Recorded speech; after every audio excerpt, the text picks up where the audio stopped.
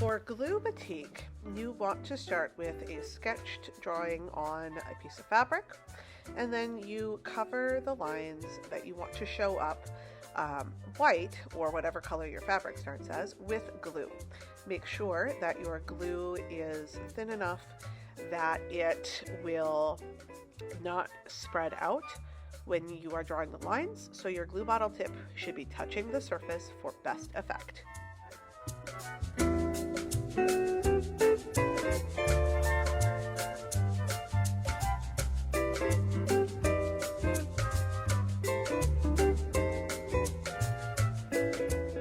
Once your glue has completely dried, you can use acrylic paints to paint the surface of your fabric.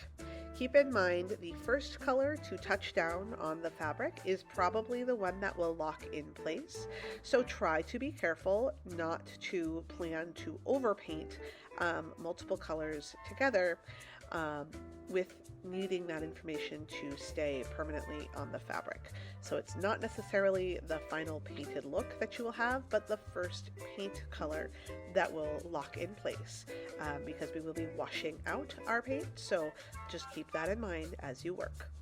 Mix in your palette as opposed to on your fabric.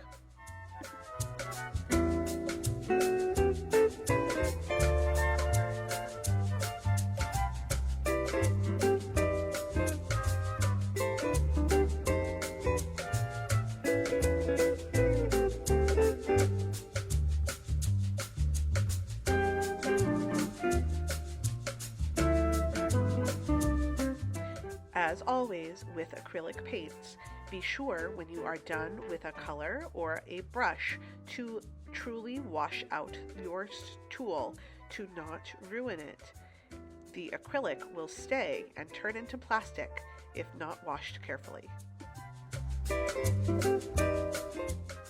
Wash out your paint after it dries fully under hot water with a vigorous rubbing motion, releasing all of the glue and loose paint from the surface of the fabric.